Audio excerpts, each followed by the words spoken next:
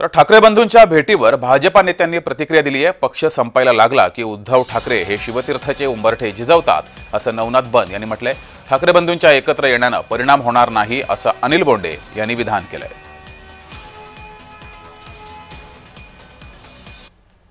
नियतीचा खेळ कसा असतो बघा। कालपर्यंत उद्धवजी ठाकरे मातोश्रीमध्ये बसून राहायचे आणि आता आपला पक्ष संपत आहे हे लक्षात आल्यानंतर शिवतीर्थावर जातायत आणि शिवतीर्थाचे उंबरठे झिजवण्याचा प्रयत्न करतायत। याआधी 2017ला जेव्हा राज ठाकरे यांनी टाळी मागितली होती तेव्हा उद्धवजी ठाकरे यांनी टाळी दिली नव्हती, तर त्यांचा प्रस्ताव धुडकावून लावला होता।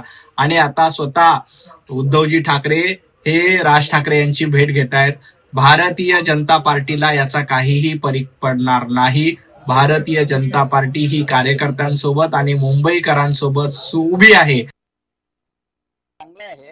दोन भाऊ एकत्र आले तर ते कोणत्याच माणसाला वाईट वाटणार नाही, पण त्यांच्या युतीचा भारतीय जनता पक्षावर आणि महायुतीवर थोडासाही परिणाम होणार नाही।